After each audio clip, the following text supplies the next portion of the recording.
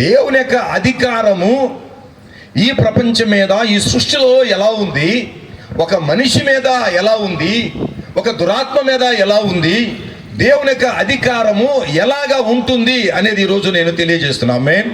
పరిశుద్ధాత్మ దేవుడు మాట్లాడును గాక. ఇక్కడ 5వ అధ్యాయంలో మనం చూస్తే ఆ గెరాసీనుల దేశమునకు వచ్చింది. ఆయన దూర దిగగానే అపవిత్రాత్మ పట్టిన వాడొకడు సమాధుల నుండి వచ్చి ఆయనకు ఎదురు పడెను. ఎవరంట? అపవిత్రాత్మ. చూడండి, చాలా విషయాలు దాగి ఉన్నాయి ఇందులో.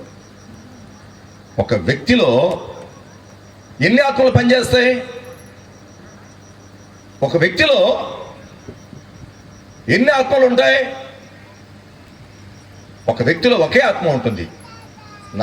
నాలో నా ఆత్మ ఉంటుంది, దాన్ని చంచపాష ఆత్మ అంట. మీలో మీ ఆత్మ ఉంటుంది, నీ పేరేంటో నాకు తెలియదు. మేబీ జోసఫో లేకపోతే మార్తో లేకపోతే మరి మీ ఆత్మ మీలో ఉంటుంది. అది దేవుడు ఏర్పాటు చేసిన క్రమం. గట్టిగా చదువుపరచండి. హల్లెలూయా, హల్లెలూయా. అది ప్రతి మనిషికి వారి యొక్క ఆత్మను దేవుడు అనుగ్రహించాడు కనుక మనము జీవించు ఆత్మ అయినాము.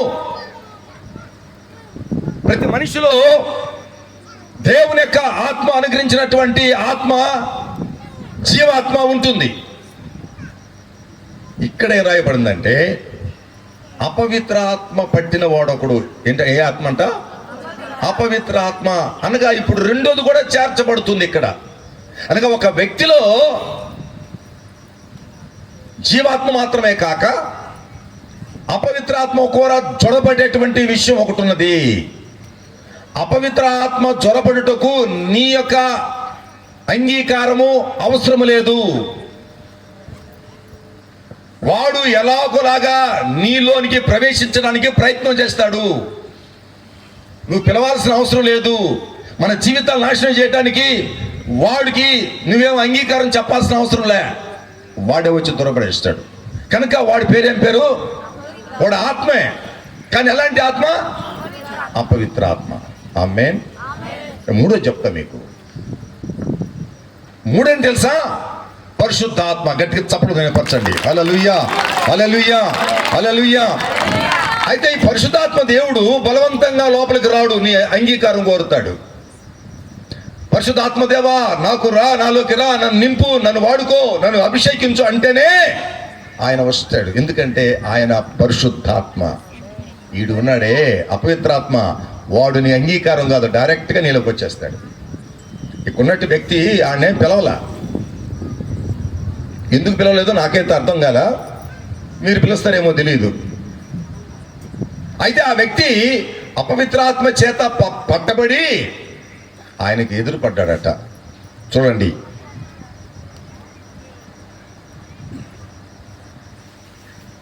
సమాధుల నుండి వచ్చి ఆయనకు ఎదురుపడిన. ఇవన్నీ మాట్లాడుకోవాలంటే మనకు కాస్త టైం అవసరం, కానీ అంత మనకు లేదు కనుక నేను చెప్తూ ఉన్నా.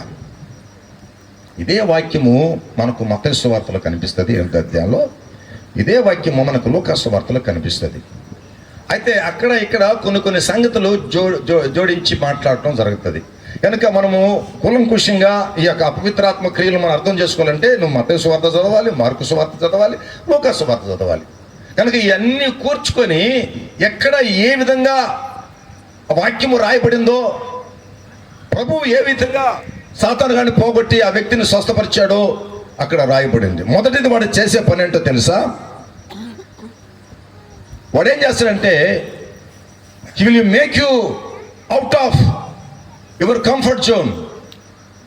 నువ్వు సంతోషంగా, నువ్వు సమాధానంగా, నీ స్థితిగతులు బాగుండేటువంటి పరిస్థితుల నుంచి నిన్ను బయటకు తీసుకొచ్చేస్తాడు. ఇక్కడ 3 ఫోర్సెస్ మనం చూస్తాం ఈ వాక్యంలో. మొదటిది ఏంటంటే సాతాను గారు వాని యొక్క ప్రభావం. రెండోది ఏంటంటే సమాజము వాని యొక్క ప్రభావం. రాసుకోవచ్చు మీరు. మూడోది ఏంటంటే యేసుక్రీస్తు ప్రభు ఆయన యొక్క ప్రభావం. 3 forces. One is Satan and his force. Second is society and his force. మూడవది third Jesus and his force. ఈ 3 ఇందులో కనిపిస్తాయి. ఈ ప్యాసేజ్లో, ఈ వాక్యంలో కనిపిస్తాయి. వాడు ఏం చేశాడంటే సైతాన్ గాడు వాడిలో బలవంతంగా జొరబడి వాడి జీవితాన్ని నాశనం చేయడానికి మొదటగా వాడు ఏం చేశాడంటే వాడిని ఇంట్లో నుంచి బయటికి తీసుకెళ్ళిపోయాడు. వాడి ఇంట్లో సంతోషంగా ఉంటున్నాడు, వాళ్ళ అమ్మ దగ్గర, వాళ్ళ నాన్న దగ్గర, వాళ్ళ చెల్లెల దగ్గర, అన్నల తమ్ముల దగ్గర హ్యాపీగా ఉంటున్నవాడు. కానీ ఎప్పుడైతే సాతాను గాడు వాడిని పట్టాడో వాడు ఇంట్లో నుంచి బయటికి వెళ్ళిపోయాడు. చాలామంది ఇంట్లో నుంచి వెళ్ళిపోవాలనుకుంటా ఉంటారు. చాలామంది ఇంట్లో నుంచి వెళ్ళిపోవాలనుకుంటున్నారు. అరే పిచ్చోళ్ళరా, నీకు అది సైతాను కలిగించేటువంటి ఆలోచన. దేవుడు నీకు ఇచ్చిన కుటుంబం, గట్టిగా చప్పట్లు కొట్టండి. ఆమేన్, హల్లెలూయా. ప్రేమించే తండ్రి, ప్రేమించే తల్లి, ప్రేమించే అన్నదమ్ములు వదిలిపెట్టి ఎక్కడికా వెళ్ళేది? ఎక్కడికి వెళ్తావు నువ్వు? ఎవరు లేని చోటుకి వెళ్ళిపోతావా? నీ తండ్రి తెలియని చోటికి, నీ తల్లిని తెలియని చోటికి, నీ బంధువులు తెలియని చోటికి నువ్వు అలోన్గా వెళ్ళిపోతావా? ఒంటరిగా వెళ్ళిపోతావా? నిన్ను ఒంటరిగా చేసేస్తాడు వాడు. ఈరోజు నువ్వు అలాంటి పరిస్థితుల్లో ఉన్నావంటే సాతాను గాని యొక్క ప్రభావము ఫోర్స్ నీ మీద ఉందన్నమాట. ప్రత్యక్షంగానో పరోక్షంగానో నువ్వు వానికి లోపడుతున్నావు అనమాట. వెళ్ళిపోవాలని ఆలోచన చేస్తున్నావు. ఎట్టన వెళ్ళిపోతే బాగుండు అనుకుంటున్నావు, చనిపోవాలని అంటే బాగుండు అనుకుంటున్నావు. ఇలాంటి పరిస్థితుల్లో వాడు నీ దగ్గరికి తీసుకొస్తాడని జ్ఞాపకం చేస్తున్నా. కనుక మొదటిగా వాడు చేసేది ఏంటంటే నిన్ను నీ సుఖములో నుంచి, నీ శాంతిలో నుంచి, నీ కుటుంబంలో నుంచి నిన్ను వేరు చేసి నీ జీవితాన్ని నాశనం చేయటానికి మొట్టమొదటి కార్యం వాడు చేసేది ఏంటంటే నిన్ను నీ కుటుంబం నుంచి వేరు చేయటమే. నిన్ను నీ కుటుంబం నుంచి వేరు చేయటమే మొట్టమొదటి వాడు చేసేటువంటి కార్యం. నువ్వు వేరైపోయిన తర్వాత ఇక నువ్వు బలహీనుడు కనుక నేనేమైనా చేయగలడు. నువ్వు కుటుంబంలో ఉంటే కుటుంబాలందరూ కూడా నీకు సపోర్ట్ చేస్తారు కనుక నువ్వు హ్యాపీగా ఉంటావు. ఎప్పుడైతే నీ కుటుంబం నుంచి బయటికి పోతావో నిన్ను సపోర్ట్ చేసేవాళ్ళు, నిన్ను ఆదరించేవాళ్ళు, నీ కొరకు ప్రార్థించేవాళ్ళు ఎవరు ఉండరు కదా. వాడు నిన్ను ఏమైనా చేయగలడనే సంగతిని జ్ఞాపకం చేసుకున్నాను. నిన్ను ఒంటరి చేసేస్తాడు. నేను ఒంటరిగా ఉండాలని ప్రయత్నం చేస్తాడు. నాకు కూడా అనుభవం ఉంది. ఒంటరిగా అయిపోవాలి అని, ఎవరితో మాట్లాడకూడదు అని నాకు కూడా అనుభవం వచ్చింది. అందుకోసం నేను చెప్పగలుగుతున్నా. నాలో సాతానుగాడు ప్రవేశించలేదు, కానీ సాతానుగాడు యొక్క ఫోర్స్లో, వాని యొక్క ఇన్ఫ్లుయెన్స్లో నేను ఉండిపోయాను. ఇంట్లో నుంచి అంతకుముందు స్నేహితులతో సంతోషంగా ఉండేవాడిని. ఒక సందర్భం వచ్చినప్పుడు నన్ను నేనే ఎవరితో మాట్లాడకుండా వెళ్ళిపోయేవాడిని. ఇంట్లోకి వస్తే కూడా ఎవరితో మాట్లాడేవాడిని కాదు. ఆ సందర్భం, ఆ సంఘటన అలా వచ్చింది. అయినా చెప్పడానికి అనవసరం. అలా వచ్చేసరికి నేను ఇంట్లో భోజనం చేయడం కూడా నాకు అంతగా ఇష్టం ఉండేది కాదు. నా చెడ్డ అలవాట్లు నాకు ఉన్నాయి కనుక నేను దూరంగా వెళ్ళిపోయి ఎవరితో మాట్లాడకుండా రాత్రిపూట పెన్నా నది ఒడ్డున ఆ పైన ఎక్కి కూర్చునేవాడిని. నన్ను దూరం చేసేసాడు ఇంటిలో నుంచి, కుటుంబంలో నుంచి. ఇంటి గురించి ఆలోచన చేయడం నాకు ఇష్టం లేకుండా పోయింది. నా గురించి నేను ఆలోచిస్తూ ఎప్పుడెప్పుడు దూకేయాలని కూర్చోన్నాడు. ఒక పక్కేమో క్వార్టర్ బాటిల్ ఉంటుంది, ఒక పక్కేమో సిగరెట్ ప్యాక్ ఉంటుంది, అగ్గిపెట్టి ఉంటుంది. అది కాల్చుకుంటా దూకేయాలా, కానీ దూకేవాడిని కాదు. దేవుడు నాకు ఆ పర్మిషన్ ఇవ్వలేదు. 3 రోజులు ప్రయత్నం చేశా. సాతానుగాడు తీసుకెళ్ళిపోయాడు. రే నువ్వు చచ్చిపోరా, నువ్వు వెళ్ళిపోరా. ఒంటరిగా ఉన్నటువంటి నిన్ను వాడు చేసే పనులు అదే. చచ్చిపో, ఏం తొందరలే, మందాగి చచ్చిపో, రైలు కింద చచ్చిపో, యాక్షన్లో చచ్చిపో, దూకి చచ్చిపో, ఇది పని చచ్చిపో. వాడు పని చెప్పే మాట అదే, చచ్చిపోయాడు. వీడు సొత్తా ఏమన్నా మన జీవితం? వీడే మనకి ఇచ్చాడా చచ్చిపోమని? మనకు ఈ యొక్క జీవితం ఎవరిచ్చారు? గట్టి చెప్పండి, ఎవరిచ్చాడు? గట్టిగా తోడపరచండి. హల్లెలూయా. వీడికేం తెలుసు? నేను పనికిమాలోడికి వీడు మనం చచ్చిపోవాలని చూస్తాడు, కానీ యేసు ప్రభువును బ్రతికించదు. నేనే సాక్ష్యం దానికి. 3 రోజులు ప్రయత్నం చేశా చనిపోవాలని. నీళ్ళు కిందే ఉన్నాయి, పైన 10 అడుగులు 20 అడుగులు ఉంది. దూకేన ప్రయత్నం చేశా, కానీ దేవుడు వాడిని అడ్డుకున్నాడు. ఈ వ్యక్తి నాకు కావాలరా, నేను బతికిచ్చింది, నేను పుట్టించింది, నువ్వెవడరా చంపడానికి? ఆ మనసు నాకు రానికుండా చేశాడు. ఎప్పుడైతే నువ్వు ఒంటరిగా అయిపోతావో నీ మీద చాలా ప్రభావం ఉంటుంది. వాడి మీద క్వార్టర్ తాకుతావు, హాఫ్ మీద హాఫ్ తాకుతావు. ఇంకా రకరకాలుగా నీవే ఒంటరితనాన్ని అనుభవించడానికి ప్రయత్నం చేస్తావు. నువ్వు ఇంట్లో ఉంచుంటాడు. ఒక అమ్మాయి వచ్చింది ప్రార్థనకి. పాస్టర్ గారు రండి ప్రార్థన చేయండి. దేనికమ్మా ప్రార్థన చేసి? మా ఆయన ఇంటి పట్టు ఉండట్లేదండి. ఏమమ్మా ఏమైనా కొట్టావు నువ్వు? నేను ఎందుకు కొడతాను సార్, ఆయన నన్ను కొట్టకపోతే చాలు. అవునమ్మా, మరి ఎందుకు వెళ్ళారు? ఏం లేదు సార్, మీకు చెప్పలేదు సార్, మీకు కాకపోతే ఎవరికి చెప్తాను? మీకే చెప్పాలి సార్. చెప్పమ్మా, ఏదో ఒకటి చెప్పు. ఆమె ఏం చెప్పింది, చిన్నగా ఏం చెప్పింది తెలుసా? మా ఆయనకండి పేకాట పిచ్చండి. ఏంటంటే పేకాట పిచ్చండి. ఇక పిల్లలు ఏముండవు ఇంట్లో, ఒక్క వస్తువు లేదండి. ఇస్త్రీ పెట్టి కూడా కుదపెట్టు, నేనంట ఇస్త్రీ పెట్టి కుదపెట్టు. ఇంటికి రాడట. ఉదయం లేస్తే ఒంటరిగా వెళ్ళిపోవడమే. ఏదో ఒక తప్పు పని చేయడానికి, ఏదో ఒక అకారం చేయడానికి, ఏదో ఒక నాశనం పని చేయడానికి నిన్ను తీసుకెళ్ళిపోతాడు. జాగ్రత్త. నువ్వు అనుకుంటున్నావు నేను పేకాడతానని, పేకాడేది నువ్వే, కానీ నిన్ను ఫోర్స్ చేసేది వాడు. నువ్వేమనుకుంటున్నావు, నాకా డబ్బులు ఉన్నాయి, నేను కోట కొనుక్కుంటాను, తాగుతాను అనుకుంటావు నువ్వు, కానీ అది కాదు. వాడిని నువ్వు ఫోర్స్ చేస్తేనే నువ్వు అక్కడికి వెళ్తున్నావు. ఎవరిని తిట్టాలన్నా, ఎవరిని కొట్టాలన్నా, ఎవరిని చంపాలన్నా, ఎవరు నాశనం చేయాలన్నా, ఎవరు ఆస్తి నువ్వు హస్తగతం చేసుకోవాలన్నా, మోసం చేయాలన్నా నీది కాదు, తలంపు వాడిది. ఎందుకంటే నిన్ను మంచిగా బ్రతకనివ్వడం వాడు. కనుక ఈయన తీసుకెళ్ళిపోయాడు ఎక్కడికి? సమాల తోటకి. ఎవరైనా సమాల తోటలో ఉంటారండి? ఎంత పిచ్చోడైనా సమాల తోటలో ఉంటారండి? ఎవరైనా కూడా చక్కగా ఉండాలని కోరుకుంటారు, కానీ సమాల తోటకి వెళ్ళి సమాధి మీద పడుకోవాలని కోరుకుంటారండి ఎవరైనా? వాళ్ళ అమ్మ నాన్నకి ఎంత కడుపు అంటండి, ఎంత ఏడుపండి, ఎంత దుఃఖం అండి. నిజంగా నీ బిడ్డ పోయి సమాధి తోటలో పండుకుంటుంటే నీకు నిద్ర పడుతుంది అసలు. ఎన్నిసార్లు గద్దించారో, ఎన్నిసార్లు ప్రేమించారో, ఎన్నిసార్లు ప్రయత్నం చేశారో. తాళ్ళుతో కట్టారండి, తాళ్ళు తెంపేశాడు. గొలుసులతో కట్టారు, గొలుసులు కూడా తెంపేశాడు. ఇంట్లో ఉండాలని ఎంత ప్రయత్నం చేసినా పోతా ఉన్నాడు ఒంటరిగా. ఎట్లా పోతారో ఏమోనండి. మనం ఈ సాతాను గడి చేసే పనులు వీటిలో ఒకటే నువ్వు జ్ఞాపకం చేసుకుంటే, ఇవాళ నేను ఒంటరిగా ఎందుకు పోతున్నాను, ఎందుకు విధంగా చేస్తున్నాను, దీని వెనకాల సైతాను గడి హస్తం ఒకటి ఉందా, వాడి యొక్క ప్రయత్నం ఒకటి ఉందా, నన్ను ఈ విధంగా నేను చెడ్డగా ఉండడానికి, చెడ్డ పనులు చేయడానికి, చెడ్డ ఆలోచన చేయడానికి, చెడ్డ కార్యాలు చేయడానికి వాడు నన్ను వాడుకుంటున్నాడా అనే ప్రశ్న నీకు రావాలి. ఇవాళ నిన్ను నీకు సంతోషముగా ఉండే నీ కుటుంబం నుంచి నిన్ను వేరు చేసేస్తాడు. రెండోది చెప్తున్నాను నేను. రెండోది ఏం చేస్తాను sir? He will make you a problem to your family, a problem to your society, a problem to yourself. నిన్ను ఒక సమస్యగా ఈ సమాజానికి తయారు చేస్తాడు. నిన్ను ఒక సమస్యగా ఈ కుటుంబానికి తయారు చేస్తాడు. నిన్ను ఒక సమస్యగా, నీకే ఒక సమస్యగా తయారైపోతావు నువ్వు. నీకు అది తెలియదు. ఎందుకో తెలుసా? చూడండి, ఒక వాక్యం చదవండి. 5వ అధ్యాయము 5వ వచనం. గట్టిగా చదవండి అమ్మా. వాడు ఎల్లప్పుడూ రాత్రింబగళ్ళు సమాధులలోను కొండలలోను కేకలు వేయుచున్నాడు. ఏమన్నాడు? రాత్రింబగళ్ళు కొండలలోను సమాధుల్లోను కేకలు వేస్తా తిరుగుతున్నాడు.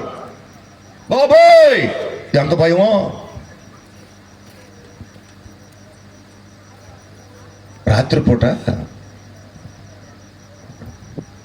అప్పుడప్పుడు ఒక పిట్ట రాత్రిపూట అది కోత వేసుకుంటూ పోతుంది. ఏం పెట్టండి సార్ అది?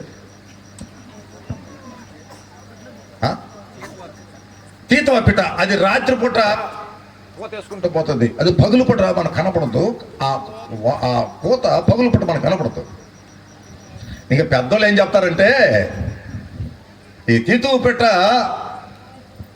ఎవడో చచ్చిపోయాడు, ఓయమ్మా మన ఇంట్లో చచ్చిపోతారేమో, అరే ఆ స్వరం వినపడకండ్రా, దాని కోత వినపడకండ్రా, ఎవరో ఒకరు చచ్చిపోతారు కాబట్టి అది కోత వేసుకుంటూ పోతుంది, మన ఇంట్లో చస్తారేమో.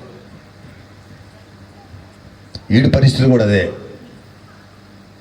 ఆడు కేకలేస్తున్నాడు. ఆ గుహలోకి పోయి, ఆ సమాధి తోట పోయి ఆడు గట్టి గట్టిగా కేకలేస్తుంటే నిజంగా కొంతమందికి ఏమో అది ప్లస్ పాయింట్ అయింది, కొంతమందికి ఏమో అది మైనస్ పాయింట్ అయింది.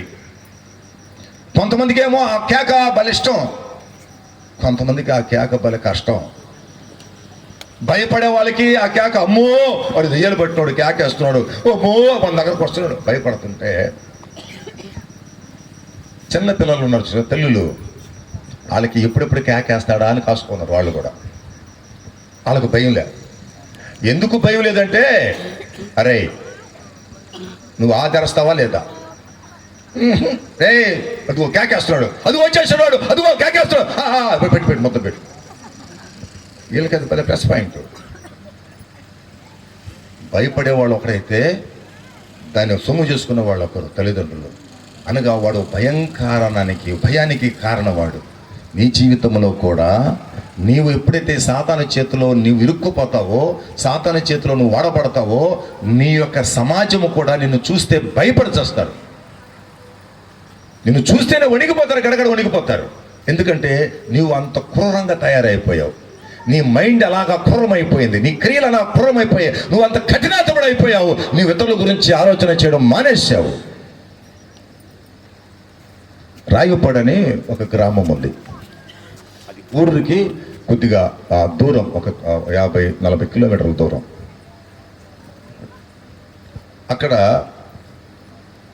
ఒకడి గురించి భయముతో వణికిపోతున్నారు. కారణం ఏంటంటే అపవిత్రాత్మ వాడిని పట్టేసరికి వాడు ఆ వీధులు ఆ చివరి నుంచి ఆ చివరి వరకు రాత్రుల్లో అరుస్తూ అని తలుపులు దెబ్బ కొడుతుంటే వీళ్ళు గుండెలు పగిలిపోయి భయపడి తలుపులు తెరిచి పారిపోతుంటే వీళ్ళు ఆ దెబ్బకు తట్టుకోలేక. ఎవరు చూసినా కూడా కఠినంగా కళ్ళు మిటరిస్తూ చంపేస్తా పొడి చేస్తానగానే ఎవరు పట్ల పారిపోతున్నారు, భయపడుతున్నారు. రాత్రిపూట కంటి మీద కునికేస్తే అంతలా కొట్టు. ఆ నుంచి ఒక ఫోన్ చేసింది, సెంట్ పాస్టర్ గారు, ఏమమ్మా ఇక్కడ మాకు నిద్ర లేదు సార్. దేనికి నిద్ర లేదమ్మా, వీడెవడో దెయ్యం పట్టేసుకొని రాత్రులకి ఆకలేసి తలుపులు పగల కొడుతున్నారు సార్. ఇవో ఒక్కరు కూడా ఇళ్లలో ఉన్నారు, అందరూ పారిపోతున్నారు సార్. ఏం చేశాడమ్మా? ఆడికి దెయ్యం బట్టి ఆ కూతురు ఎంత ఉంది, అమ్మాయి అంత కూతురు 2 కాళ్ళు పట్టుకుని దవాను కొట్టేసి, ఇంకా మా సచ్చిందో బతికింది మీరు ఆలోచించుకోండి. 2 కాళ్ళు పట్టుకుని కొట్టేసాడు. ఇక ఆ కుటుంబంలో ఎంత వాడిని చూస్తే అంత భయం, మనం కూడా కాళ్ళు పడి కొడతారని భయపడి ఎవరు పడి వెళ్ళిపోతున్నాడు. నేనేం చెప్పానంటే, అమ్మా చేతులు కాళ్ళు కట్టేసి ఆదివారం మందిరం గుడి వచ్చేయండి, మా ప్రార్థన చేస్తాను అక్కడ. సార్ వాడు మన మాటను సార్, ఇట్టంటే 3 పడుతున్నారు సార్, ఇట్టంటే 3 పడుతున్నారు సార్, వాడితో మనం పట్టుకోలేము సార్. వాడు బాగా అవ్వాలంటే నువ్వు తాళ్ళతో కట్టేసి తీసుకొచ్చి ఇక్కడికి, ఆటోలు కట్టేయి. లేదు సార్ అన్ని ప్రయత్నాలు అయిపోయినాయి సార్, వాడిని ఎంత చేసినా కూడా లాభం లేదు సార్. సరే నేను ప్రార్థన చేస్తాను, ఇక్కడ ప్రార్థన చేస్తా. ఇక్కడ ప్రార్థన చేసినప్పుడు ఇదిగో దేవుడు నీకు లోపడమని చెప్పాడు అని వాడితో మాట్లాడు, తాళతో కట్టు, ఆటోలు వేసుకో, ఆదివారం వచ్చే. ప్రియమైన దేవుని బిడ్డారా, నేనేం చెప్పానో ప్రార్థన చేసి అదే చేసింది ఆవిడ. పట్టుకొని కట్టేసి చేతులు కట్టేసి కాళ్ళు కట్టేసి ఆటోలు వేసుకొని వచ్చేసారు మందిరానికి. నేను ఆరాధన అయిపోయిన తర్వాత అందరికీ హీలింగ్ ప్రేస్ చేస్తూ ఉంటాను. ఆవిడొచ్చి, పాస్టర్ గారు వచ్చాడండి, మంచిదమ్మా అని చెప్పి అలా తొంగి చూశాను రూమ్లో నుంచి. వాడు అక్కడ ఆటోలో కూర్చున్నాడు, నా కళ్ళు వాడి కళ్ళు కలిసిపోయాయి. నేను వాడితో మాట్లాడుతున్నా, కళ్ళతోనే మాట్లాడుతున్నా, రే దిగిరారా వేస్తున్నామంలో అన్న. అంతే, వాడు కాళ్ళు చేతులు అంత ఉప్పేసుకొని నేరుగా వచ్చేసి కూర్చునేసాడు మొక్కడి నుంచి. ఆ తెచ్చిన మగవాళ్ళు ఆడవాళ్ళు ఆశ్చర్యపోయారు, ఇదేంద్ర ఇది, పాముల దగ్గర పాములు ఊరితే ఆ పాములు ఎట్ట పండుకుంటాయో. ఆయన దగ్గరకు వచ్చేసరికి అసలు ఏం మాట్లాడకుండా వచ్చి కూర్చోడేంట్రా. అక్కడ చూసి రాత్రి పుట్ట అరిసి తలుపులు కొట్టి బగలు కొట్టి గందరగోళం చేశాడు. ఇక్కడికి వచ్చేసరికి సైలెంట్గా ఉన్నాడు, ఏం జరుగుతుంది ఇక్కడ. అందరూ వచ్చేసారు, వాళ్ళ ఫ్యామిలీ. ప్రియమైన దేవుని బిడ్డలారా, యేసు నామంలో అపవిత్రాత్మ అనగానే గడగడలాడి వదిలిపోయి. ఈరోజు వాళ్ళకి 2 పిల్లలు, నెల్లూరులో ఒక అపార్ట్మెంట్లో వాచ్మెన్గా పనిచేసుకున్నారు. చక్కటి బిడ్డలు ఇచ్చారు దేవుడు. గట్టిగా చెప్పలేదు నేను పర్సండి. హల్లెలూయా, హల్లెలూయా. నీవు సాతాను గాని యొక్క ఇన్ఫ్లుయెన్స్ లో నువ్వు ఉంటే, వాడి ప్రభావంలో నువ్వు ఉంటే, నీ సమాజం నిద్రపోదు. నీ గురించి అందరికీ భయమే, నీ ఇంట్లో వాళ్ళకి భయమే, నీ పక్కింటి వాళ్ళకి భయమే, నీ స్నేహితులకు భయమే. నువ్వు ఎప్పుడు ఏం చేస్తావు ఎవరికి తెలియదు. నువ్వు అనుకుంటున్నావు అది నువ్వు చేస్తావు, నువ్వు కాదు చేసింది. నీలో ప్రవేశించినటువంటి దుర్వాత్మ నిన్ను అలాగా ఈ సమాజానికి భయం కారణంగా చేసేసింది. నిన్ను చూస్తేనే భయం, నీ కళ్ళలో చూస్తేనే భయం. నువ్వు ఎట్ట చూస్తావంటే అట్ట చూస్తావు. ప్రియమైన దేవుని బిడ్డలారా, కొన్ని విషయాలు మీకు చెప్తే ఎంత ఆశ్చర్యం ఉండదంటే నిజంగానండి, మీరు నమ్మరు. కానీ ఆ సాతాను గారు పట్టినోడి గురించి ఒకసారి చూస్తే, ఒక టీవీలో కానీ లేకపోతే ఇట్లాంటి మీటింగ్లో కానీ చూస్తే మీకు అర్థమవుతుంది వాడు చేసే శాస్త్రాలు. రవెన్ అనే ఒక అతను ఉన్నాడు, ఆర్టీసీలో పనిచేస్తా. అతనికి బాగా మందు అలవాటు. అతను బాగా మంచి మందు, మంచి తాగుబోతు. అంటే అంటే తాగడం మంచి అనుకోబాకండి, నేను ఒకటి చెప్తున్నాను, మంచి తాగుబోతు, బాగా తాగుతాడు. అంటే ఎంత తాగుతాడంటే ఉదయం లేస్తే నిద్రపోయేదాకా తాగుతానే ఉంటాడు అనమాట. ఇక ఆపులే ఉండదు. చూసారా, అతను ఇంటికి వస్తే భార్య కనపట్ల, పిల్లలు కనపట్ల. ఏయ్ ఎక్కడ పోయావు నువ్వు? సమాధానం లేదు. అరిచి అరిచి అరిచి ఏదో వాడిని ఇది తాగేసి పడుకునేవాడు. ఎవరో ఇలాంటి పాస్టర్లు వాక్యం చెప్పారు అతనికి, అరే మారు మనసు పొందనరా, ఏంట్రా తాగుడు ఏంది, నీ గొడవ ఏంది, అందరూ భయపడిచి వస్తున్నారు, కాస్త మారు మనసు పొంది పద్ధతిగా జీవించరా అని చెప్పి పాస్టర్లు వాక్యం చెప్పారు.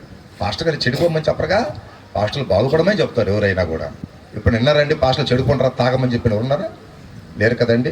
అలాగే దైవజనులు అంటే ఎవరంటే సమాజాన్ని బాగు చేసేవాళ్ళు. గట్టిగా చప్పదేవం పరచండి. హల్లెలూయా.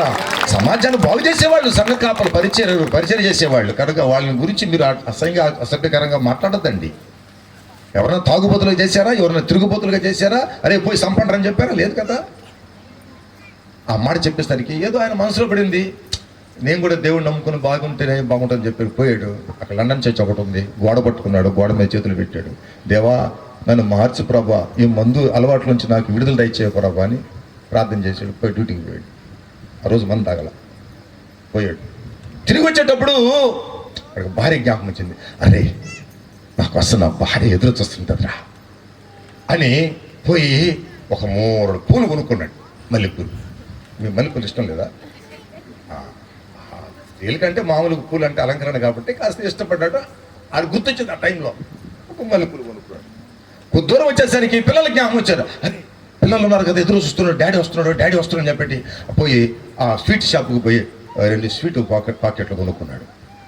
ఇక సంతోషంతో నా భార్య నన్ను ప్రేమిస్తుంది, నా బిడ్డలను చూస్తాను, వచ్చి కౌగలించుకుంటాను డాడీ అంటారని చెప్పేసి ఏదో ఊహించుకుంటా ఊహాలోకాలు తిరుగుతా వచ్చాడు ఆయన.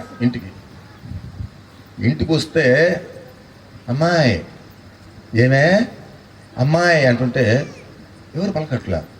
రే చిన్న రేపు అంటే ఎవరు పలకట్లా. ఏంటి వీళ్ళు ఎక్కడికి పోయారు అనేసి పక్కింటికి పోయి ఎతికాడు. రాలేదండి. అరే నేను వీళ్ళకి పూలు తెచ్చానే, నేను వీళ్ళకి స్వీట్లు తెచ్చానే అనేసి ఒకవేళ ఇంట్లో ఎక్కడ దాంకున్నారేమో అనేసి అనుమానం వచ్చి మంచు కింద చూశాడు. మంచు కింద చూసేసరికి 2 బిడ్డలు పట్టుకొని ఆ భార్య మంచు కింద దూరేసింది. నేను మాయ అయ్యా రాబాకయ్యా, అయ్యా రా నేను రాబాకయ్యా వద్దయ్యా. పిల్లలు డాడీ వద్దు నేనురా డాడీ వద్దు డాడీ. ఏమైందిరా అని బలవంతంగా పాపలు దూరి పట్టుకొని పిల్లలు, డాడీ రోజు కొడతావు డాడీ, మమ్మీని కొడతావు రక్తగా డాడీ అంటే. నేనా? నువ్వే మిమ్మల్ని కొట్టారా? కొట్టావు. ఎన్ని రక్తగాయాలు చేసావు నువ్వు అమ్మనే. అవునా? ఏమే నిన్ను కొట్టారా? చిచ్చి నేను ఎప్పుడు కొట్టలేదు. నువ్వు కొట్టలేదు, తాగితే నీకేం తెలుస్తుంది? నువ్వు తాగేసి చిత్తకబాధ్యంగా అది అందుకే దాక్కురావు మంచం కింద పట్టుకొని ఏడ్చి నేను చేసిన తప్పు చాలా గొప్పది అని భార్యను ముద్దు పెట్టుకొని, బిడ్డలను ముద్దు పెట్టుకొని, ఇదిగో పూలు, ఇదిగో స్వీట్ అంటే వాళ్ళు ఎంత సంతోషంగా ఆ రోజు ఎంత సంతోషపడ్డారు. ప్రియమైన దేవుని బిడ్డలారా, నీవు సాతాను గాని చేతిలో ఉంటే నువ్వేం చేస్తావో నీకే తెలియదు. నువ్వు ఎప్పుడైతే మతికి వస్తావో, ఎప్పుడైతే నువ్వు నీ కంట్రోల్లోకి వస్తావో అప్పుడు నీకు అర్థమవుతుంది నువ్వేం చేసావో. ఆ కోపము, ఆ కంటి చూపు, ఆ రోషము, కొట్టడము, ఏది దొరికితే దాంతో కొట్టేవాడట. ప్రేమన దేవుని బిడ్డలారా, సాతాను గాని యొక్క ఇన్ఫ్లుయెన్స్లో నువ్వు ఉంటే నువ్వు ఎవరన్నాగా, నువ్వు స్త్రీ కానీ, నువ్వు పురుషుడు కానీ, నీ వ్యవన కానీ కోపం కట్టలు తెచ్చుకుంటుంది. అంటే నీ కోపం పట్టలేం. నువ్వు కోపంతో అరేగా కొట్టేస్తా, నరికేస్తా, ఎత్తుకుంటా, పొడిచేస్తా అన్నావంటే నువ్వు మనిషి కాదు, నీలో వాడు ఉన్నాడు లెక్క. నువ్వు ఎవరన్నాగా నీవు అలాగా ప్రవర్తించావంటే నీవు కాదు, నీలో ఉన్నాడు సాతానుగాడు ఆ విధంగా నీ కుటుంబాన్ని నాశనం చేయడానికి ఒక కోపంతో కొట్టేస్తా, చంపేస్తా, పొడిచేస్తా అంటున్నాడు అనే సత్యం నువ్వు గ్రహించాలి. ఈ రాత్రి మనం దేవుని బిడ్డలం గట్టిగా చప్పలు దేనిపరచండి. హల్లెలూయా, హల్లెలూయా. ఆ రీతిగా భార్యను కొట్టడానికి, ఆ రీతిగా భర్తను కొట్టడానికి. భర్తను కొడతారా? ఏమో మీకే తెలుసు, మా భర్తను కొడతారో లేకపోతే భర్తను కొడతారో మీకే తెలుసు. కానీ భర్తను కొట్టేటోళ్ళు కూడా ఉన్నారు. ఎట్ట కొడతారంటే చెప్తాను మీకు, అది కూడా. అమ్మా ఉన్నాడా? ఎవరే? మా ఆయన. మీ ఆయనమ్మా. ఎందుకు? ఏం లేదమ్మా, ఆయనతో కొద్దిగా పని ఉంది. ఎక్కడ పర్వాలేదు, రారా బయటరా, ఆయన ప్రశ్న ఆయన. అది ఎట్లుంటుంది? ఏమండి మీ స్నేహితుడు వచ్చాడు, నీతో మాట్లాడాలట అని ఎట్లుందని చెప్పండి. మీరు చెప్పండి, దానికి అర్థం. చూసారా? ఇప్పుడు దాన్ని ఏమంటారు? ప్రేమతో పిలిచారంటావా, కోపంతో పిలిచారంటావా? ఎప్పుడైతే మీ అరుపు చూశారో అతను జంపట్టే. ఓరే బాబో ఇంక దండం స్వామి, నేనేదో ఆయన కోసం వస్తే ఆయన పట్టుకొని తిడుతూ ఉంటే నా గురించి తిట్టించుకుని ఆయన వచ్చి నన్ను తిట్టి, వరే నువ్వు ఎందుకు వచ్చారా ఈ టైంలో, అది ఎందుకు చాలా పాపం అని చెప్పి నన్ను తిడతాడు కాబట్టి జంపాను, వెళ్ళిపోయాడు. కారణం ఏంటంటే నువ్వు మంచిదానివే, కానీ నువ్వు సాతానుగా యొక్క ఇన్ఫ్లుయెన్స్ ఉన్నావు కాబట్టి, ఆయన యొక్క ప్రభావంలో ఉన్నావు కాబట్టి నువ్వు అట్లా మాట్లాడుతున్నావు. నువ్వు దేవుని బిడ్డవైతే నీ మాట ఎలా ఉండాలి? సమాధానంగా ఉండాలి. ఆమేన్. ఆ తత్వంలో ఎవరైనా ఉంటే ఇవాళ అది మానేయండి. దేవుడు మనకు సమాధానకర్త కానీ మనకు గొడవలు పెట్టేవాడు వాడు. కనుక ఈ సైతాన్ గడు ఏం చేస్తున్నాడు? కుటుంబంలో గొడవలు పెట్టేశాడు, వాడిని తీసుకొచ్చాడు, సమాధుల్లో బండేశాడు, కేకలేస్తున్నాడు, వీళ్ళందరూ భయపడి చేస్తున్నారు. చూసారా? మూడవది జ్ఞాపకం ఏం చేస్తున్నాడు? మూడవదిగా ఏం చేస్తున్నాడు చూసారా? He will make you adamant and stubborn. నిన్ను ఒక మూర్ఖుడిగా తయారు చేస్తాడు, మాట వినని వాడిగా తయారు చేస్తాడు. You cannot listen to elders. నువ్వు పెద్దోళ్ళ మాట వినవు. నువ్వే నాకు చెప్పేదే, అదే బాగా చేసావా, వాళ్ళు చేసావు కానీ వాళ్ళు చెప్పావు కానీ. అందుకని ఈ అడమెంట్, ఈ యొక్క స్టబర్న్ నేచర్ ఎక్కడి నుంచి వస్తుందంటే సైతాన్ దగ్గర నుంచి వస్తుంది.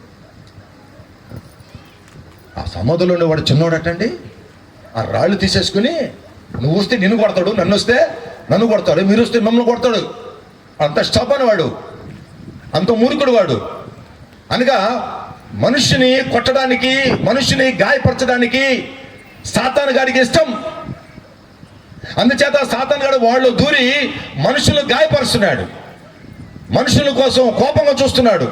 అనగా మనుషులు ఏ రీతిగా గాయపరుస్తారంటే, మీరు కత్తులతో పడవలే అవసరం లేదమ్మా, రాళ్ళతో కొట్టాల్సిన అవసరం లేదు, మీ కాడ పప్పు గుత్తులు ఉంటే పప్పు గుత్తులతో కొట్టాల్సిన అవసరం లేదు, మీ కాడ రూపులు ఉంటా చూసారా, రొట్టె దాంతో కొట్టాల్సిన అవసరం లేదు, మీరు నోటితో కొట్టే చాలు సస్తాడు.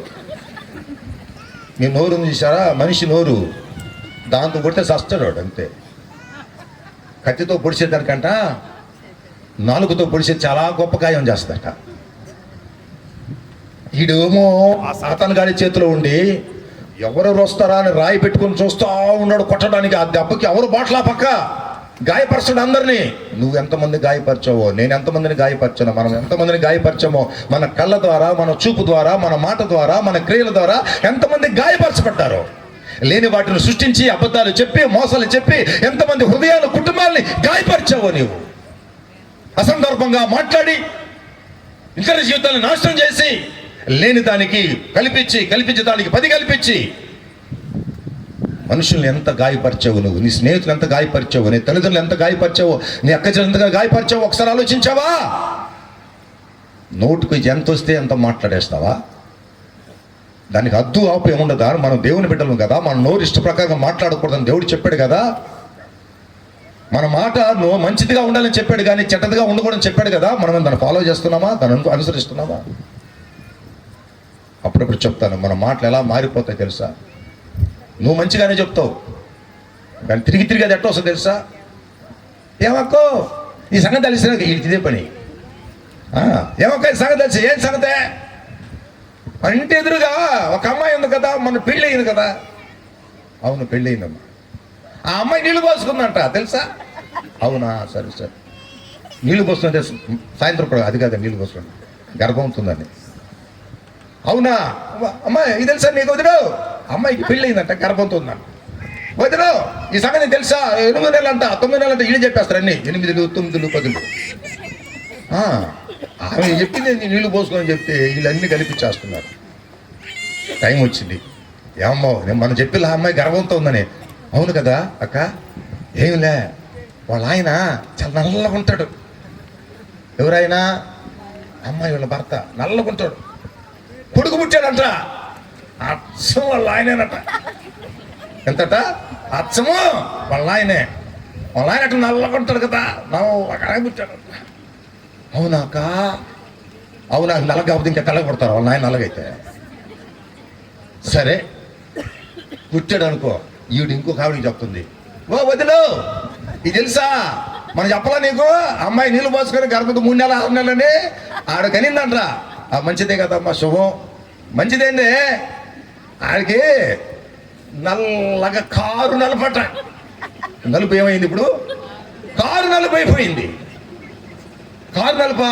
అవును, కారు నలుపు. ఈమె పోయి పక్కింటి ఆవిడ చెప్తుంది, ఒక్కో ఇది తెలుసా నీకు? అది ఏంటి అది? ఆ రోజు చెప్పలా? చెప్పావు కదా, కాకి పుట్టిందట. కారు నలుపు ఏమైపోయింది? నల్ల కాకి పుట్టిందట. ఇది తీసుకొచ్చి నేరుగా మళ్ళీ ఈంగే చెప్తున్నారు, కాకి కాదమ్మా, నాకు కొడుకు పుట్టాడు. నీ మాటలు నీ నోట్లోంచి బయటకు పోతే అది తిరిగి తిరిగి తిరిగి ఎట్టొస్తుందో నీకు తెలియదు. నీ మాట యొక్క అంతము నీకు తెలియదు. నువ్వు ఏం మాట్లాడతావో అది సాతాను యొక్క ప్రభావంలో నువ్వు మాట్లాడితే అది ఎన్ని చిక్కులు నీకు చచ్చి పెడతాదో, నిన్ను ఎంతగా నాశనం చేస్తుందో, నిన్ను ఎంతగా కృంగతీస్తుందో నీకు తెలియదు. కాబట్టి మాట్లాడేటప్పుడు జాగ్రత్తగా మాట్లాడాలి. మనం దేవుని బిడ్డలం. గట్టిగా చప్పలు దేవపరచండి. హల్లెలూయా. కనుక వాడు రాయి తీసుకుని వాడి శరీరాన్ని గాయపరుస్తున్నారు. నువ్వు నోటి మాట చేత హృదయాన్ని గాయపరుస్తున్నావు. ఏది గొప్పది చెప్పాలి? శరీరానికంటే ఎటువంటి గాయం గొప్పదా, హృదయానికంటే మరి మాట గొప్పదా? హృదయానికంటే గాయం గొప్పది కదా. నోరుని జాగ్రత్త పెట్టుకోవాలి. మనం తీసేసుకున్నాడు రాయి, కొట్టేదానికి వచ్చాడు. ఎదురుగా ఉంది ఎవరో తెలుసా? సర్వ సృష్టికర్త అయిన యేసు. గట్టిగా చదువు వచ్చాడు. హల్లెలూయా, హల్లెలూయా, హల్లెలూయా. యేసు ఆ మార్గంలో వచ్చి ఆ సమాధి తోటకు వచ్చేసరికి ఆడు యథారీతిగా కరెక్ట్గా ఒక రాయి తీసుకుని దీంతో కొట్టి చంపేస్తామని చెప్పి ఆడు పరిగెత్తుకొని వచ్చి చూసేసరికి దేవుని యొక్క స్వరూపము మానవుడై దిగి వచ్చి ఆ గెరాసీను నుంచి నడిచి వస్తున్నప్పుడు ఆడు చూసి ఆ యేసును చూసి భయపడిపోయాడు, రాయి ఇసురు కొట్టాడు. అయా సర్వోన్నతుల దేవుని కుమారుడా. ఏమన్నాడు? సర్వోన్నతన దేవుని కుమారుడా, నాతో నీకేం పని? నాకు అనిపించింది ఇది చాలా చాలా అద్భుతమైనది, చాలా మర్మమైనది. మనకు ఒక్కొక్కసారి అర్థం కావు దేవుని యొక్క మాటలు. పరిశుద్ధాత్మ దేవుడు మాట్లాడు కాక. సర్వోన్నతన దేవుని కుమారుడా, నాతో నీకేమి పని యేసు అంటున్నాడు. అరే ఇక్కడున్నారు పాస్టర్ గారు ఉన్నారు, వీళ్ళలో కొంతమంది నాకు తెలియదు, కొంతమంది నాకు తెలుసు. శ్యామ్ పాస్టర్ గారు అంటే నాకు ముందు పరిచయం ఉంటే శ్యామ్ అని పిలుస్తానా పాస్టర్ గారిని? పరిచయం లేకపోతే పిలుస్తానా? పరిచయం ఉండాలి కదండి. అప్పుడు ఈ సైతాన్ గాడికి యేసు ప్రభు పరిచయం ఉంటేనే మాట్లాడతాడా, పరిచయం లేకపోతే మాట్లాడతాడా? చెప్పాలి. పరిచయం ఉంటేనే మాట్లాడతాడు. కనుక ఎప్పుడు పరిచయం? ఇది మనం కనుక్కోవాలి. ఇది కనుక్కోవాలి. ఎప్పుడు పరిచయము? యేసు క్రీస్తు ప్రభువుకి ఈ సాతాను గాడికి ఎప్పుడు పరిచయం? వీళ్ళిద్దరు ఎప్పుడు మాట్లాడుకున్నారు? ఆయన సర్వోన్నత దేవుని కుమారుడని వీడికట తెలుసు, ఆయన ఈ లోకానికి వచ్చినట్టు వీడికట తెలుసు, ఆయన పేరు యేసు అని వీడికట తెలుసు. ఏ విధంగా అయితే వారిద్దరికి సంబంధం ఉంటే వీరిద్దరు మాట్లాడుకుంటున్నారు. ఈ సృష్టికి ఆరంభము లేనప్పుడు, ఈ సృష్టికి పునాది వేయబడే మునిపే ఒక సభా పర్వతం అని ఒక పర్వతం ఉంది పరలోక రాజ్యంలో. ఆ సభా పర్వతం మీద సభ తీర్చువాడు సర్వసృష్టికర్త అయిన దేవుడు. ఆయన ఈ ప్రపంచమంతటిని ఆయన సృష్టించి ఈ ప్రపంచంలో ఉన్నటువంటి సర్వ అణువులను కూడా ఆయన పరిపాలించుటకు ఆయన దూతలను సృష్టించుకున్నాడు. ఎన్ని వేల కోట్ల కోట్ల లక్షల కోట్ల కోట్ల కోట్ల కోట్ల దేవుని దూతలు ఉన్నారో మనకు తెలియదు. అనగా ఏ పాలపంతులు ఎన్నున్నాయో, ఈ గెలాక్సీలు ఎన్నున్నాయో, ఈ సృష్టిలో ఏమున్నాయో, కనబడినవి కనిపించేవి ఎంతమున్నాయో వాటికంటే ఎక్కువైనటువంటి దేవదూతలను సృష్టించుకున్నాడు. నువ్వెన్ని లెక్కించలేవు కదా. ఎంతో సుదూర్ఘమైనటువంటి దూరములో ఇన్ని కోట్ల గెలాక్సీలు ఉన్నాయంటే అన్ని కోట్ల గెలాక్సీల కంటే ఎక్కువ మంది దూతున్నారు. గట్టిగా చప్పట్లు దేవపరచండి. హల్లెలూయా. ఎందుకో తెలుసా? భూమిని పరిపాలించుటకు, భూమి మీద అధికారము కలిగి ఉండటకు, ఈ భూమండలము చుట్టూ ఉన్నటువంటి వాటన్నిటినీ ఈ లూసిఫర్ గారి చేతికి అప్పగించాడు ఆయన. భూమి చుట్టూన్నటువంటి గ్రహాలు అనగా ఇది ఒక ఫ్యామిలీ, ఇది ఒక కుటుంబం. అనగా ఈ సౌర కుటుంబంలో ఎన్ని గ్రహాలు ఉన్నాయో, ఈ సౌర కుటుంబంలో ఈ సూర్యుడు కావండి, చంద్రుడు కావండి, భూమి కానివ్వండి, అది ఏదైనా సరే ఈ యొక్క సృష్టిలో ఏదైతే ఈ యొక్క భూమికి పరిధిలో ఉన్నాయో వాటన్నిటి మీద వాడికి అధికారము ఇచ్చాడు. అర్థమైందండి? కొన్ని మనం తెలుసుకోవాలి, లేకపోతే అర్థం కాదు. చిన్న చిన్న మాటలు ఉంటాయి, దాని వెనకాల చాలా పెద్ద అర్థం ఉంటుంది. ప్రభు చెప్పాడు, ఏయ్ రండి పోదాం, రండి వెళ్ళిపోతాం రండి. ఎక్కడికి ప్రభువా? ఈ లోకాధికారి వస్తున్నాడు, వాడితో నాకు నిమిత్తము లేదు, మనం వెళ్ళిపోదాం పద. ఎవరంట వాడు? లోకాధికారి. ఎప్పుడు లోకాధికారి? ఎప్పుడో ఆ సృష్టించబడు ముందు ఒక్కొక్కరిని ఒక్కొక్క దానికి నిర్ణయించినటువంటి ఆ నియమము వాడికి అప్పచెప్తే ఆ సభా పర్వతం మీద కూర్చుని దేవుడు సభ తీరినప్పుడు, ఆ సింహాసనం మీద కూర్చున్నప్పుడు ఆయన ఒక ప్లాన్ వేసుకున్నాడు, ఒక ప్రణాళిక వేసుకున్నాడు, ఒక ఆలోచన వేసుకున్నాడు, ఒక ఉద్దేశం కలిగినాడు.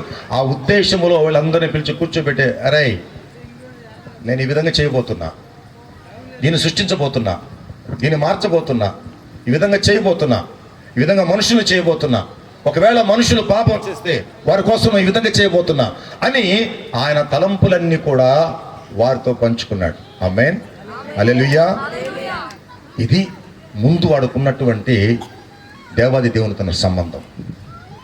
నేను దైవ కుమారుడుగా ఈ భూలోకానికి వచ్చి ప్రజలందరినీ రక్షించుకుంటాను, రక్షించుకున్నప్పుడు వీరందరూ కూడా నాకు బిడ్డలు అవుతారు. గట్టిగా చప్పుడు దయపరచండి. హల్లెలూయా. ఇది ఒక నా నిర్ణయము, ఇది నా ఆలోచన, ఇది నా plan. This is my plan of salvation అన్నప్పుడు అందరు చప్పట్లు కొట్టి మీలాగా చాలా సంతోషపడ్డారు. ఎప్పుడైతే సైతానుగా మారిపోయాడో ఈ దేవుని దూత, వాడి పేరు లూసిఫర్. నేను 3 సార్లు ఎంకౌంటర్ అయిన వాడితోటి, నేను 3 సార్లు మాట్లాడే వాడితోటి. వాడేం చేశాడు?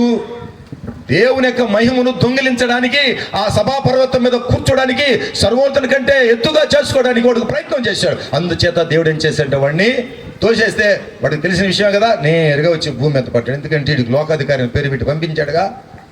అందుకని ఈ లోకంలో వాడికి అధికారం ఉంది. అందుకని నీ మీద, నా మీద వాడికి అధికారం ఉంది. ఎప్పుడైతే మనము వాడి చేతుల నుంచి ప్రభు చేతులకు వెళ్ళిపోతామో అప్పుడు వాడి అధికారం మన మీద ఉండదు. గట్టిగా చప్పట్లు దేపరచండి. హల్లెలూయా, హల్లెలూయా.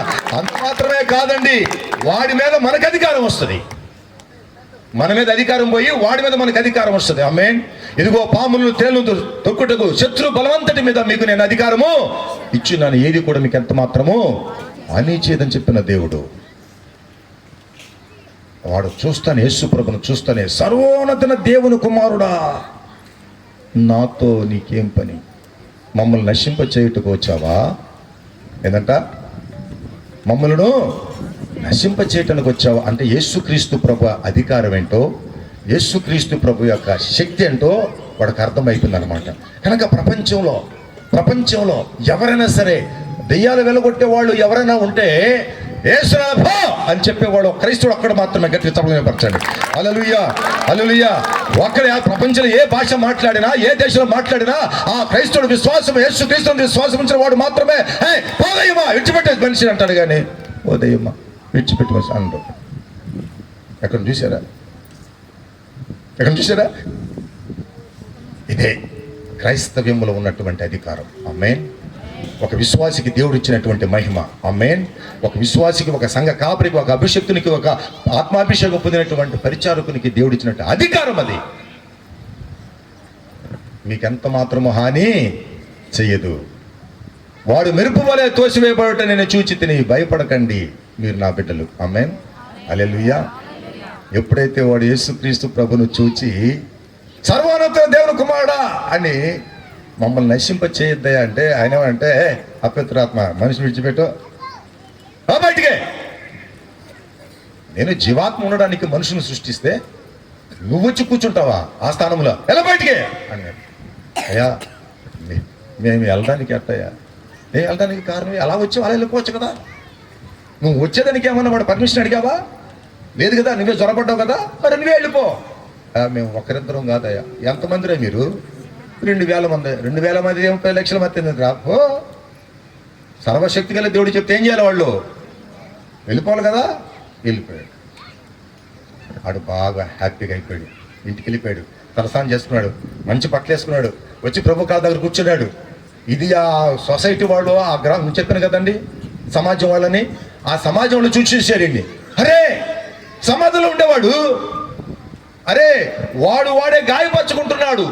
దేనితో కొట్టి? రాళ్ళతో కొట్టి. మీరు దేనితో గాయపరుచుకుంటాడు మీ శరీరాన్ని? కొంతమంది సిగరెట్తో కొట్టుకొని గాయపరుచుకుంటాడు, కొంతమంది కొట్టుకొని గాయపరచుకుంటారు. మిమ్మల్నే, మీ శరీరాన్ని, మీ డబ్బులతో, మీ ఇష్టానుసారంగా. మన హాస్పిటల్ అడ్మిట్ అయ్యాడు ఒక అబ్బాయి. పాస్టర్ గారు ప్రార్థన చేయండి పాస్టర్ గారు. పేరేమో జోసఫ్. అబ్బా జోసఫా? ఏంటంటే వాడు తాగి లివర్ ఎక్కువైపోయిందంట. ఇప్పుడు నేనేం ప్రార్థన చేసేదమ్మా? దేవుడు తాగద్దని చెప్పాడు కదా, మరి చెప్పిన తర్వాత నువ్వు మానుకోవాలి కదా. అన్ని పాస్టర్ గారు మీరు ప్రార్థన చేసి దేవుడు ఒక అద్భుతం చేస్తాం. సరే అమ్మా చేస్తాం. దాని చేయడానికే, మేము ప్రార్థన చేయడానికే మమ్మల్ని దేవుడు పిలిచాడు. ప్రార్థన చేసి మర్చిపోయాడు. నీ చేతులతో, నీ డబ్బులతో నీ యొక్క ఆరోగ్యాన్ని నువ్వే కూలదోసుకుని ఆ రోజు వాడు సమాధుల తోటలో వాడు కొట్టుకొని అట్ట వాడు గాయపరుచుకుంటున్నాడు. నా స్నేహితుడు ఉన్నాడు, కార్పొరేటర్ కూడా పనిచేసాడు, మనకు తెలుసు, నాగేశ్వరరావు. ఇంటికి వచ్చాడు ఒకరోజు. ఆయనతో పనుందిరా అని. దరా కూర్చో అమ్మాయి, మనం కార్పొరేటర్ వచ్చాడు, మన టీ పెట్టు. వద్దురా. ఏమరా చక్కెర తగ్గించాలా కొద్దిగా? అసలు వద్దు. పోనీ భోజనం టైంకి వచ్చావరా? భోజనం చేసి భోజనం ఏమైందిరా? ఏం లేదు మామ, ఒక 5,000 ఇరా అర్జెంటుగా. సరే 5,000 ఇస్తాను రా. వచ్చినోడివి, అమ్మాయి కొత్తగా చూసావు కదా, ఒకసారి అన్నం పెడుతుందిరా, తినేసి పోరా, ఇంటికి ఎట్లా వచ్చావు? వద్దు మామ, వద్దు. ఏమిరా అని అడిగా. వాడు అది వేసుకుంటాడు, బుగ్గలు అది పెడతారు కదా, ఏం లేదు. కైనే బాగా తెలుసు మీకు. ఓకే, కైని పెట్టేసుకుని ఉన్నా అన్నమాట. ఉదయం లేస్తే అదే కైని ఎద్దులో కైని అదే కై పొడికి. ఏమైందిరా మామ? నీకు ఎందుకు లేరా చెప్పటం, దానికి ఏదో అలవాటు అయిపోయింది. ఇప్పుడు నోట్లో చక్కెర వేసుకున్నా ఇసుకేసినట్టుంటుందిరా. అంటే లోపలటువంటి ఉన్న చూసి అన్ని నశించిపోయాయి, ఆ రుచి పోయింది, కోల్పోయింది.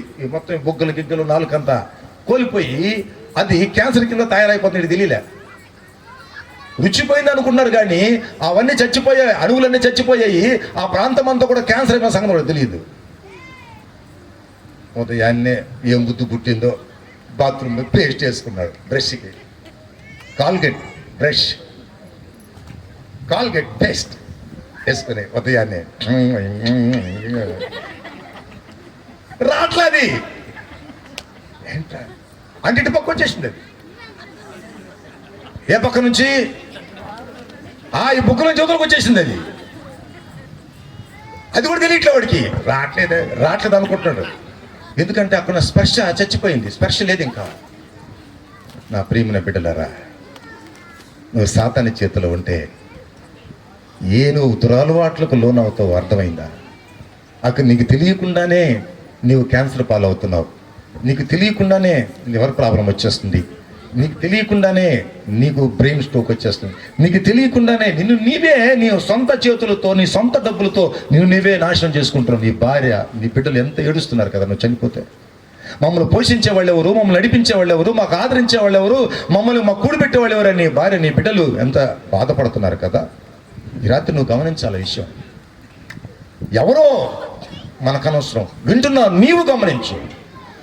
నీ స్నేహితులకు చెప్పు, నీ కుటుంబీకులకు చెప్పు, అరే దేవుడు మనల్ని మంచి వాళ్ళుగా చేశాడురా, చెడ్డవాళ్ళుగా చేయలేదురా, కనుక మనం చెడ్డవాళ్ళుగా మారకూడదురా అని చెప్పు. దేవుని సువార్త చెప్పు. వాళ్ళు కొంతైనా మారుతారేమో, అది వారికి వారి కుటుంబానికి ఆశీర్వాదం. గట్టిగా చెప్పడం దాన్ని పచ్చాడు. హల్లెలూయా, హల్లెలూయా. ఆ వ్యక్తి గుడ్డలు మార్చుకొని వచ్చి హ్యాపీగా చక్కగా కూర్చుని వేసే మాటలు వింటూ ఉంటే ఈ సమాజానికి పట్టలే, ఈ సమాజానికి ఇష్టపడలే.